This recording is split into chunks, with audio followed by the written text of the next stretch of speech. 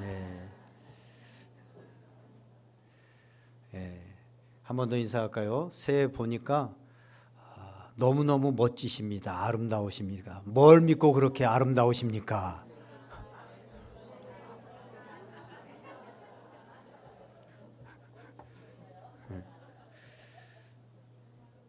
뭘 믿고 그렇게 이뻐지셨습니까? 예. 우리 올해 표가 뭡니까? 예. 제가 앞소절을 할 테니까 그냥 우리 이렇게 밋밋하게 성령으로 하나 이러면 좀 안 나잖아요. 그래서 손을 들고 제가 성령으로 그러면 여러분들이 하나 되어 복음으로 구원하자 이렇게 하는 겁니다. 자, 해보겠습니다. 성령으로 복음으로 예. 한 3명 정도 크게 안 한 것 같아요. 다 열심히 하셨는데 다시 한 번만 그래서 크게 한번 하겠습니다. 성령으로 복음으로 아멘. 예. 예, 올해 표현은 성령으로 하나 되어 복음으로 구원하자입니다. 그래서 오늘 설교 제목을 성령으로 하나 되어라고 하는 제목으로 말씀드리고 다음 주에는 복음으로 구원하자라는 제목으로 함께 은혜를 나누고자 합니다. 오늘 말씀이 전해지는 동안 성령이 강권적으로 역사해서 우리 가운데 하나님의 일이 일어나는 놀라운 은혜가 있기를 주님의 이름으로 간절히 축원드립니다. 오늘 우리가 읽은 이 에베소서는요, 우리가 어떻게 이방인으로 죄인으로 살았는데 구원 얻게 되어지느냐라는 것과 더불어서 그래서 세워지는 교회가 어떤 것이냐, 교회론에 대해서 교회가 어떤 곳이냐에 대해서 농축해서 압축해서 말씀하고 있는 것이 바로 이 에베소서라고 볼 수 있습니다. 교회가 무엇이냐? 교회는 세상에서 불러내신 사람들이 교회입니다. 세상에서 불러내신 사람들이 교회라고 하는 사실입니다. 세상에서 왜 우리를 불러내셨습니까? 사망에서 생명으로 옮겨놓기 위해서 우리를 불러내셨다라고 성경은 말하고 있습니다. 그렇다면 교회는 세상과 마땅히 구별되어야 됩니다. 세상이 사망으로 가게 되어지고 사망으로 가득하게 되어졌다면 교회는 생명으로 가득하게 되어지고 생명의 현상들로 가득한 것이 바로 교회라고 하는 사실입니다. 교회가 세상처럼 동일하게 전혀 생명의 현상들이 나타나지 않고 사망의 현상들만 나타나고 있다면 그것은 더 이상 교회일 수 없습니다. 그렇다면 생명의 현상들이 어떤 것이냐? 오늘 본문을 따라가면서 우리가 함께 은혜를 나누고자 합니다. 우리 1절 말씀 다 같이 한번 다시 읽겠습니다. 시작. 그러므로 주 안에서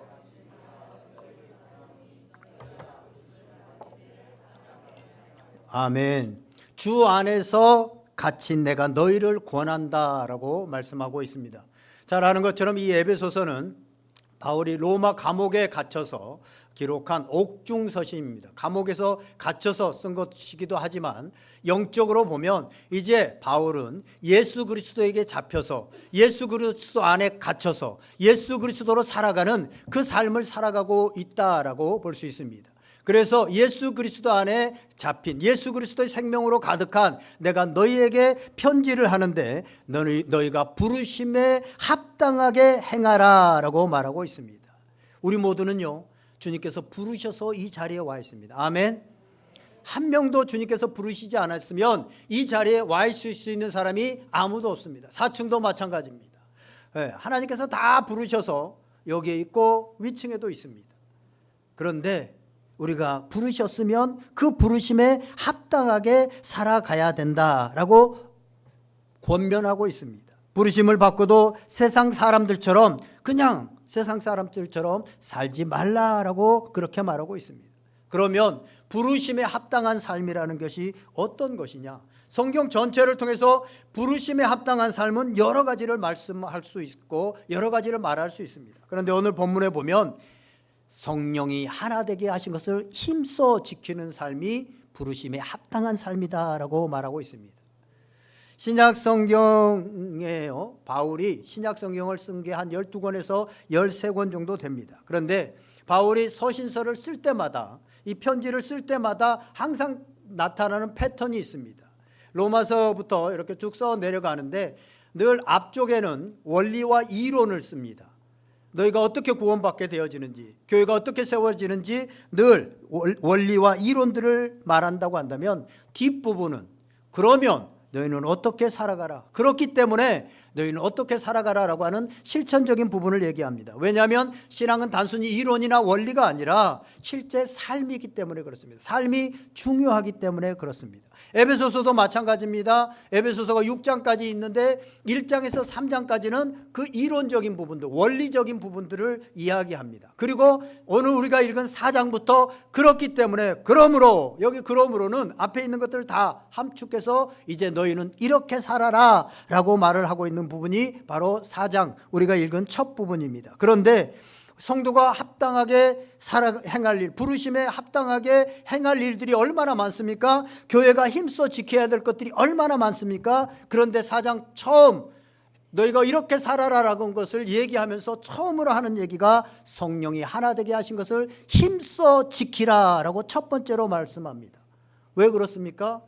너희가 거룩하게 살아라, 말씀을 따라 이렇게 살아라라고 하는 많은 것들을 권면할 수 있어요.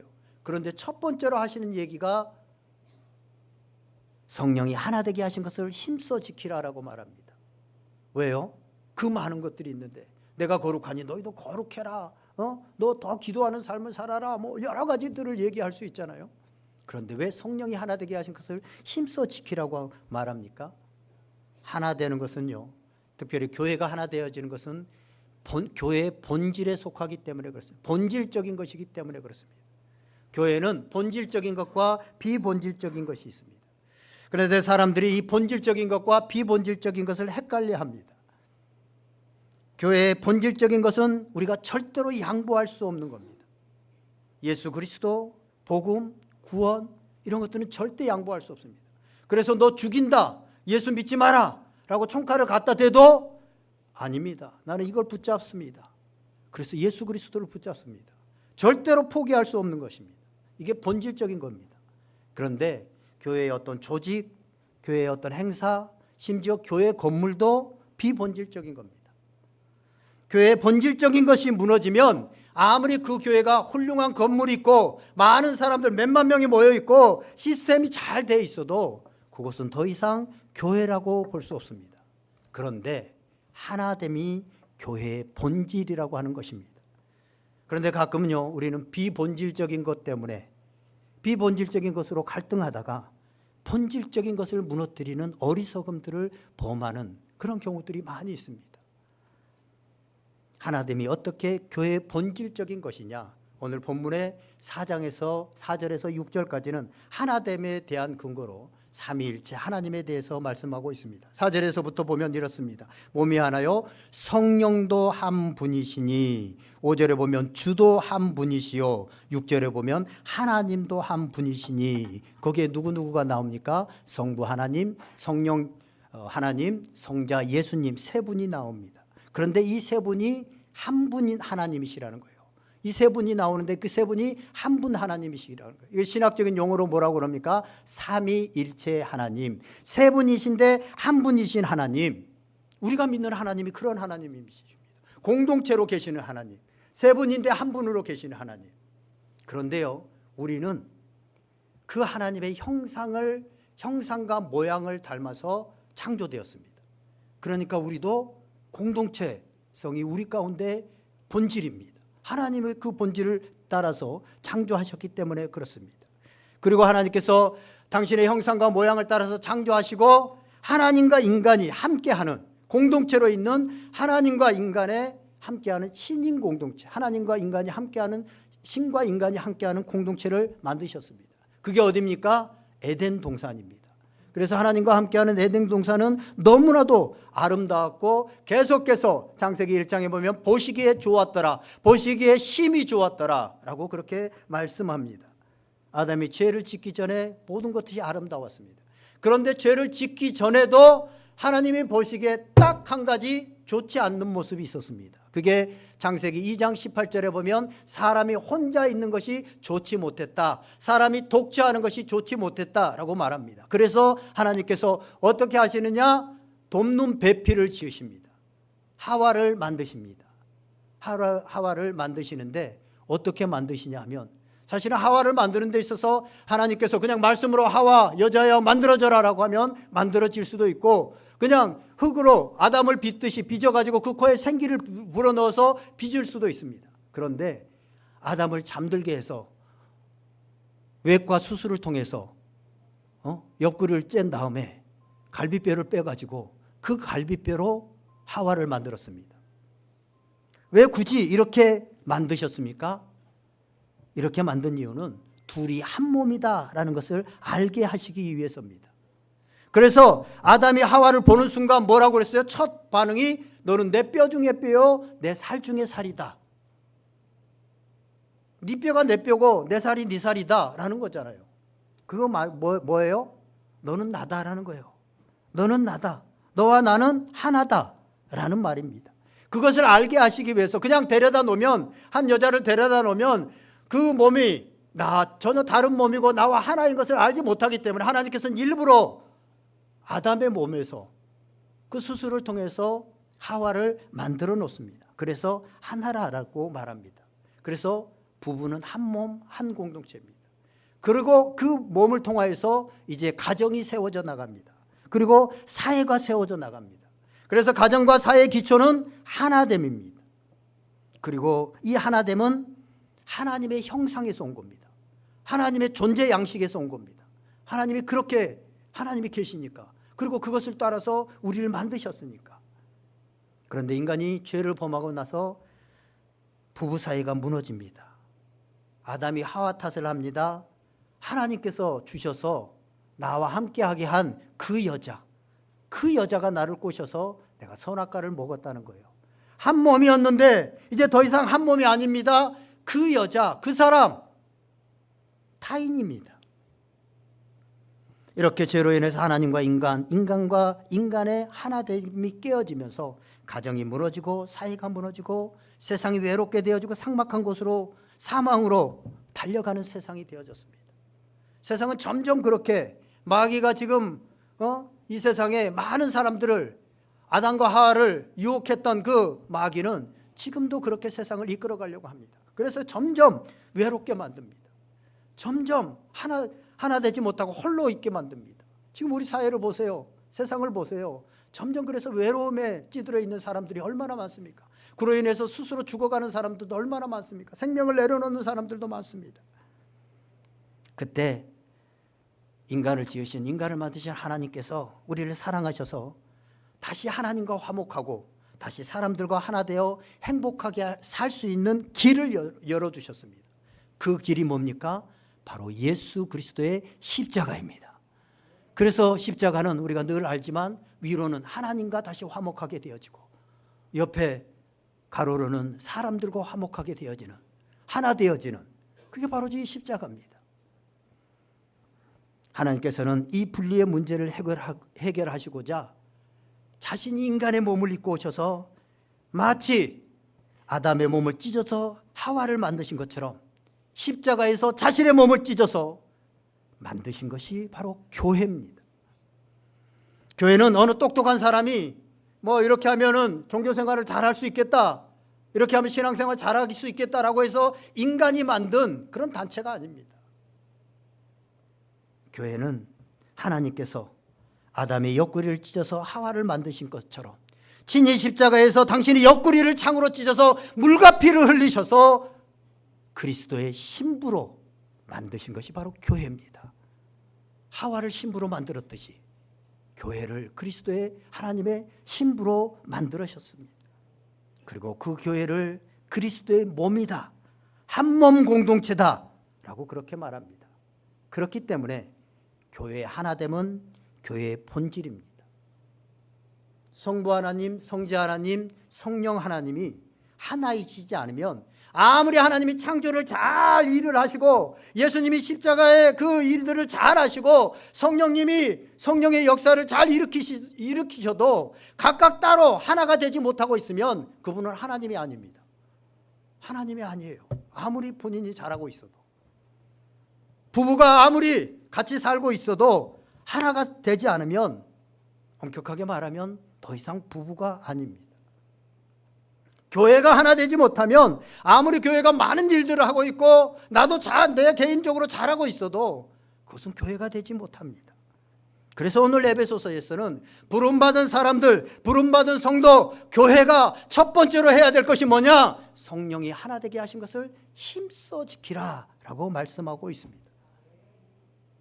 그렇다면 교회가 하나 되기 위해서 지켜야 되는 그런 덕목들이 무엇인가? 2절에는 그것에 대해서 말씀하고 있습니다. 우리 2절 말씀 다 같이 한번 읽어보겠습니다. 시작. 모든 겸손과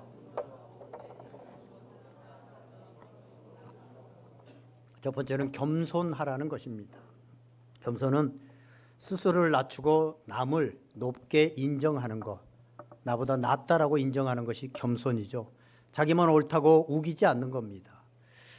이것에 대해서 C.S. 루이스는요 이렇게 표현을 했는데 좀 와닿더라고요. 겸손이라는 것은 단순히 자기를 낮추는 것이 아니라 자기를 적게 생각하는 것이다. 자기를 적게 생각하는 것. 크고 작은 게 아니고 조금 양적으로 일리가 있는 말이다라는 생각을 했습니다. 자기만 생각하는 사람은 절대 겸손하기 힘듭니다. 상대방을 많이 생각하고 자기를 적게 생각하는 사람이 겸손할 수 있습니다. 여러분, 우리는 부름을 받을 수 없는 사람들이 부름을 받았습니다. 죄로 가득했고 정말 내 안에 욕심이 가득했고 시기하는 마음, 미워하는 마음, 죄악들이 가득했고 실제로 도덕적으로도 윤리적으로도 잘못된 죄악을 범했던 납니다. 그런데 하나님께서 이 부를 수 없는, 부름받을 수 없는 사람을 불러주셨습니다. 모든 것이 다 하나님의 은혜입니다. 그래서 우리는 교만할 수 없습니다. 우리는 겸손할 수밖에 없습니다. 여러분, 우리 교회에 이렇게 와서 보니까 여러분들 어때요? 우리 교회에 있는 분들이 나보다 나아 보여요? 못해 보여요? 이게 중요한데요. 딱 보니까 생김새도 고만고만하고 나보다 좀 못생긴 것 같고 딱 보니까 성경도 별로 모르는 것 같고 기도하는 거 보니까 별로 유창하지도 않고 내가 훨씬 기도도 잘한 것 같고 이 정도면 내가 이 교회에서 한가닥 할 수 있겠네 라고 생각할 수도 있습니다. 그러나 겸손은요, 모든 사람이 나보다 나아 보이는 거, 나보다 다 나아 보여야 돼. 내가 죄와 허물로 죽었는데 나보다 못한 사람이 누가 있습니까? 그래서 겸손은요 사실은 그냥 되어지는 것이 아닙니다. 어떤 성격이 착해서 겸손한 것도 아닙니다. 겸손은 믿음이 있어야만 됩니다. 내가 나를 불러주신 그 하나님의 은혜에 대한 믿음, 이게 있어야만 겸손할 수 있습니다. 다른 사람을 비방하지 않고 높아지지 않을 수 있습니다. 온유도 마찬가지입니다. 온유는 약함을 얘기하지 않습니다. 힘이 있는데 그 힘을 통제할 수 있는 그 능력, 통제하는 것이 온유입니다. 내가 충분히 힘이 있지만 다른 사람을 배려하기 위해서 나를 통제하는 것, 이것이 바로 온유라고 하는 사실입니다. 어떻게 힘이 있는데 자신을 무시하고 깔아뭉개는 사람에게 보복하지 않고 자기를 통제할 수 있겠습니까? 그래서요, 초대교회는 이 겸손이나 온유는 노예들이나 하는 것이지 주인이나 어떤 권력자들에게는 필요 없는 것이다 라고 그렇게 생각했습니다. 그런데 예수님께서 오셔서 이 온 땅의 주인이신, 전 세계 이 온 우주 만물의 주인이신 예수님께서 오셔서 이 땅 가운데 오셔서 하신 말씀이 나는 마음이 온유하고 겸손하니 내게 와서 배우라 라고 말씀하시면서 당신이 그런 온유와 겸손의 삶을 사셨습니다. 그렇습니다. 이 겸손과 온유는 예수 그리스도의 성품입니다. 세 번째로는요, 하나 되게 하는 것으로 오래 참음을 얘기합니다. 고린도전서 13장에 보면 사랑장이라고 해서 사랑에 대해서 얘기하는데, 사랑에 대해서 얘기하면서 첫 번째로 뭘 얘기하냐면 사랑은 언제나 오래 참고 라고 말씀합니다. 오늘 본문에서 그래서 오래 참음으로 사랑 가운데서 서로 용납하라 라고 그렇게 2절에서 말씀합니다. 오래 참는 것은 너그러운 마음으로 참아주는 겁니다. 마음에 들지 않는 사람에게 너그러움을 보이면서 기다려주는 겁니다. 상대방에 대해서 기대와 애착이 많을수록 우리는 사실 참기가 어렵습니다. 부부간에, 부모와 자식 간에 애증의 관계가 왜 그렇게 많으냐 하면 사실은 상대방에게 기대하는 것이 많기 때문에 그렇습니다. 자기 남편에게, 아내에게 기대하는 것이 많고 자기 자식에게 기대하는 것이 많고 부모님께 기대하는 것이 많다 보니까 이게 오래 참지 못하는 거예요. 그러나 하나 되는 데는요, 오래 참음이 필요하다는 것입니다. 마지막으로 용납에 대해서 얘기합니다. 용납은 받아주는 겁니다. 영접하는 겁니다. 지난번에 말씀드린 것처럼 환영하는 겁니다. 다른 사람들을 환대하는 겁니다.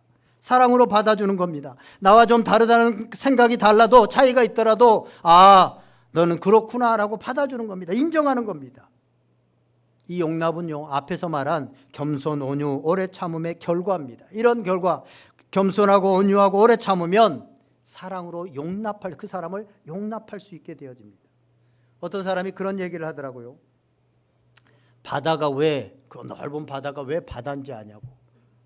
바다는요, 산에서, 그 높은 산에서, 이게 낮은 어떤 계곡에서 또 더러운 물들이 다 흘러 들어오는데 그걸 다 받아줘서 바다래요. 다 받아줘서 바다. 예. 바다처럼요, 다 받아주면 하나가 될 수 있습니다.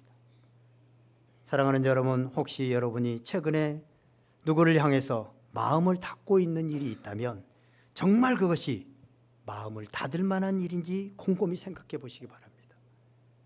바다처럼 마음을 열어 있는 그대로 받아주실 수 있기를 주님의 이름으로 축원드립니다. 사실요, 그런데 이 겸손이나 온유, 오래 참음, 용납, 사랑 이런 건요, 우리가 할 수 있는 것이 아닙니다. 우리가 노력한다고 힘쓴다고 되는 게 아니에요. 어쩌다 한 번쯤 하는 척은 할 수 있어요. 사랑하는 척, 받아주는 척은 할 수 있어요. 그러나 본질적으로 우리는 이것을 할 수 없습니다. 성경 갈라디아서 5장 22절과 23절, 우리가 잘 아는 성령의 열매를 보면 이렇게 말씀합니다. 오직 성령의 열매는 사랑과 희락과 화평과 오래 참음과 자비와 양선과 충성이니 라고 말씀하고 있습니다. 보세요. 오늘 우리가 얘기했던 겸손, 오래 참음, 사랑, 이런 것들이 다 성령의 열매라는 거예요. 오직 성령의 열매라는 거예요. 성령의 열매라는 건 뭐예요? 우리 힘으로는 안 되고 성령님으로만 할 수 있는 게, 성령님으로만 맺어질 수 있는 게 저런 열매라는 것입니다. 그래서 우리가 예수 믿고 구원받았기 때문에 다 용납되어지고 다 사랑하게 되어지는 거 아닙니다. 우리가 구원받았다고 하는 것은 단지 태어난 것인데, 다시 태어난 것인데, 다시 태어났으면 범사에 그리스도까지 자라고 성장해야 됩니다. 그런데 자라고 성장할 수 있는 것은 오직 성령님으로만 가능합니다. 내가 막 노력한다고 해서 되는 것이 아니라 오직 성령님으로만 됩니다. 우리가 아이가 태어나면요, 잘 먹고 잘 놀고 잘 자면 그걸로 끝입니까? 아닙니다. 성숙한 사람으로 성장시키려고 학교도 보내고 교육도 시키고 이것저것 시키기도 합니다. 그런데 교회에 와서, 우리가 교회에 오면 구원받았으면 끝이라고 생각합니다. 난 구원받았고 이제 천국 간다 라는 것을 끝이라고 생각합니다. 아닙니다. 우리가 구원받았으니까, 다시 태어났으니까 부름받은 자들로 합당하게 삶을 살아가기 위해서는 성장해야 됩니다. 그러기 위해서는 성령의 역사가 필요합니다. 그래서 우리는 성령님께 구해야 됩니다. 성령님, 저는 성질머리가 못해서 겸손이라고는 할 줄도 모르고 고집불통이고 감정적이어서 온유라고는 거리가 멀고 오래 참으면 절대 못하고 사랑, 이건 저하고 너무나도 먼 것 같아요. 안 돼요.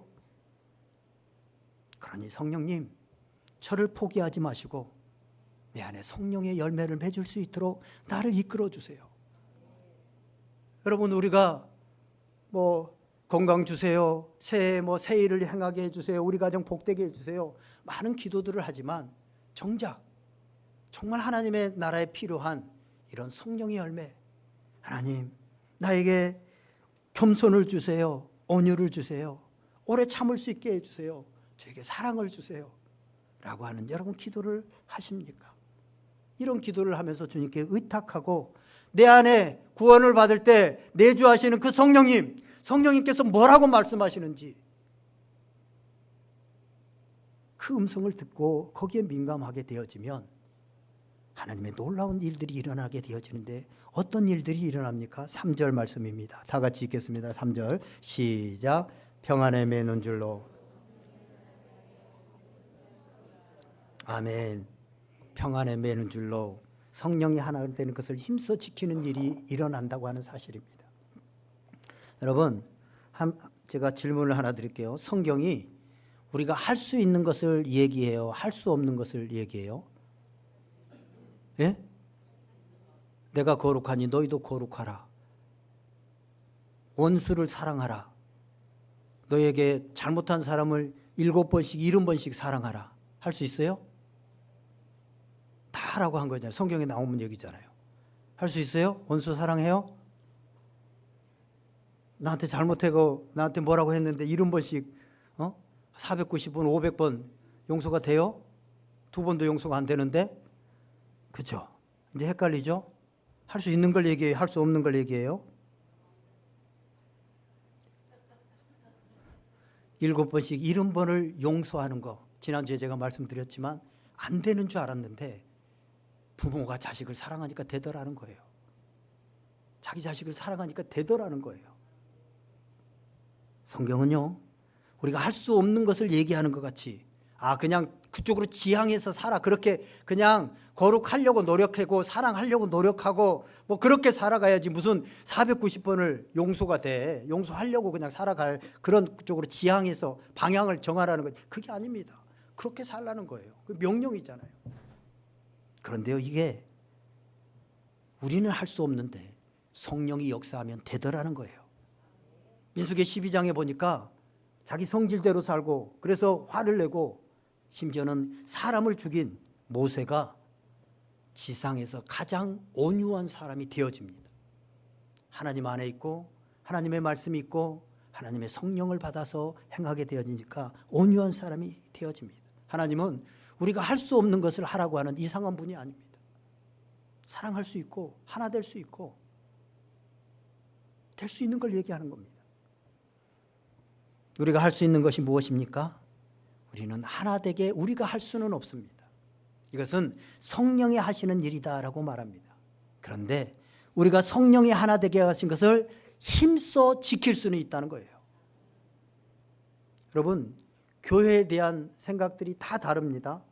어떤 사람은요, 교회는 조용하고 경건해야 된다고 생각하고, 어떤 사람은 잔치집처럼 막 축제해야 되고 막 시끌벅적해야 되고 막 찬양도 그렇게 해야 돼서, 어떤 사람은 찬송가만, 조용한 찬송가만 은혜스러운 사람이 있고, 어떤 사람은 새로운 찬양, 막 CCM 같은 이런 찬양이 막 은혜가 되고 찬송가를 부르면 별로 은혜가 안 되는 사람들이 있어요. 어떤 사람은요, 교회 카펫이 예수님의 피 색깔인 빨간색이어야 된다고 생각하고, 어떤 사람은 예수님의 푸른 초장인 푸른색이라고 생각을 해요.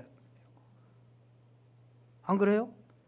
어떤 사람 목사님이 가운을 입어야 된다고 생각하고, 어떤 사람은 뭐 그런 권위적인 가운을 입느냐고 가운을 입지 말아야 된다고 생각하는 사람들이 있어요. 여러분, 이처럼 생각이 다 다릅니다. 그래서 절대로 하나 되게 하지 못합니다. 사람은 절대 하나 되게 하지 못합니다. 하나 되게 하시는 분이 있는데 그분이 바로 성령님이십니다. 성령님이 하시면 그 다른 생각을 가진 그 다른 사람들을 실제로 멋지게 하나 되게 만드십니다. 아멘.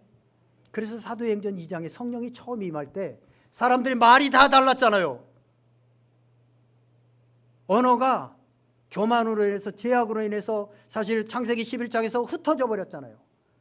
그런데 성령이 임하니까 말이 같아집니다. 말이 다 한 말로 들려져요. 다 다른 말을 하는데 방언을 하잖아요. 방언. 그게 무슨 의미예요? 같은 얘기를 한다는 거예요. 같은 목소리를 낸다는 거예요. 따로따로.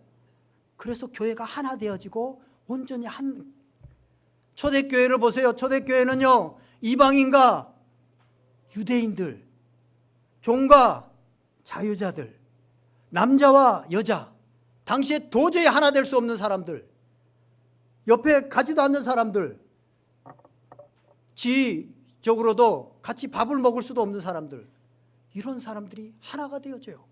이게 교회예요. 이게 교회. 하나가 되어집니다. 왜 그렇습니까? 성령은 하나 되게 하시기 때문에 그렇습니다. 성령이 하나 되게 하시기 때문에 도저히 불가능할 것 같은 그것을 성령님은 해내십니다. 너무나도 놀랍고 멋진 일입니다. 이것은 성령님이 하시는 것입니다.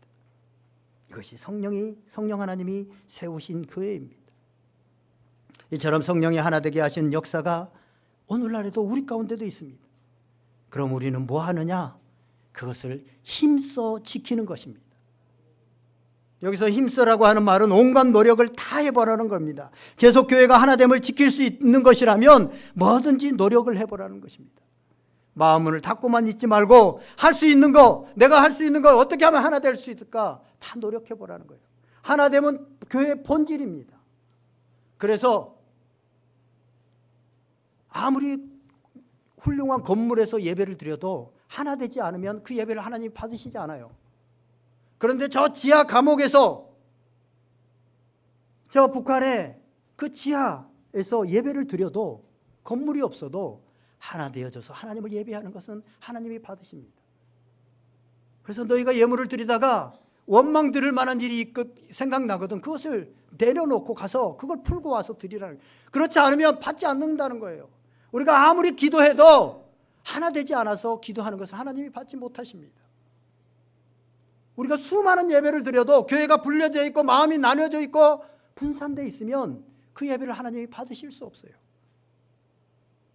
기도도 받으실 수 없어요. 아무리 우리가 많은 기도를 해도 내 안에 하나됨을 추구하지 않고 그 하나됨이 무너져 있으면 우리가 그 예배를 하나님은 받으실 수가 없고 기도를 들으실 수가 없다는 것입니다.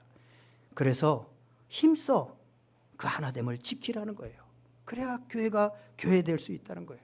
그럼 가정도 마찬가지 아닙니까? 여러분들 열심히 가정에서 내가 이 가정을 세우기 위해서 돈을 열심히 벌어서 직장 생활을 해야 되겠다. 그래서 막 열심히 돈을 법니다. 그러면서 가정의 부부 사이가 하나 되지 못하고 무너져 버려요. 뭐가 본질입니까? 돈이 교회 가정의 본질입니까? 아니면 하나됨이 본질입니까? 하나됨이 본질입니다. 돈이 좀 없어도 부부가 한 마음 한 뜻이 되어 있고 함께 나아가고 있으면 그거는 가정의 온전한 부부입니다. 그러나 그게 무너져 버리면 아무리 돈이 많이 있어도 그건 부부가 될 수 없고 가정이 될 수 없고 거기서 건강한 아이들이 자라갈 수 없습니다. 교회도 마찬가지죠. 비본질적인 것을 한다고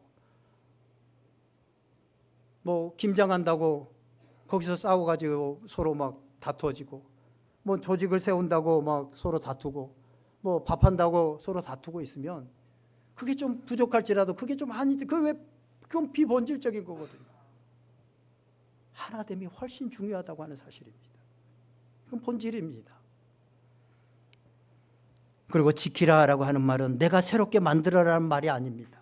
이미 하나님이 만들어 놓으신 하나 되게 한 것을 지키라는 것입니다. 그래서 우리는 하나 되기 위해서 함께 기도하고 하나님 하나 되게 하여 주시옵소서. 오늘 장로님도 그런 기도를 하셨습니다만 우리가 할 수 있는 거 우리가 하나 되게는 할 수 없어요. 다 다른데 그러나 우리가 함께 기도하고 실수가 없는 하나님을 바라보고 성령의 그 하나 되게 하신 것을 힘써 지키려고 할 때 우리 가운데 이 놀라운 일들이 일어나게 되어질 것입니다. 말씀을 정리합니다. 성령님께서 우리 가정을 우리 온누리 교회를 이미 하나 되게 하셨습니다. 아멘. 성령님이 이미 하나 되게 하셨어요. 부부가 하나 되게 하시고 우리 같이 다 다른 사람들을 한 교회로 불러 모아서 지금 하나 되게 하셨던 거잖아요. 이제 우리가 할 일은 그 성령님이 하나 되게 하신 것을 온갖 노력을 다해서 힘써 지키는 겁니다. 옆 사람을 환영하는 겁니다. 누구든지. 그렇게 하나가 된 가정과 교회에 진정한 행복이 있고 세상을 헤쳐나갈 힘과 능력과 에너지가 생기는 겁니다. 2024년도 새해가 밝았는데 우리 가정과 교회가 하나됨으로 정말 행복하고 하나님께서 주신 사명을 잘 감당할 수 있는 그런 교회가 되어줄 수 있기를 주님의 이름으로 간절히 축원드리고 여러분의 삶에 이러한 행복과 기쁨이 가득하게 되시기를 주님의 이름으로 간절히 축원드립니다. 우리 다 같이 한번 기도하겠습니다. 오늘 성령님께서 여러분의 마음에 말씀을 통해서 분명히 들려주신 말씀이 있습니다. 그 말씀을 붙들고 하나님 나에게 그 말씀이 이루어지게 하여 주시옵소서. 그 말씀대로 살아갈 수 있도록 하나님 힘과 용기를 허락하여 주시옵소서. 성령님 도와주시옵소서. 우리 다 같이 한번 기도하겠습니다.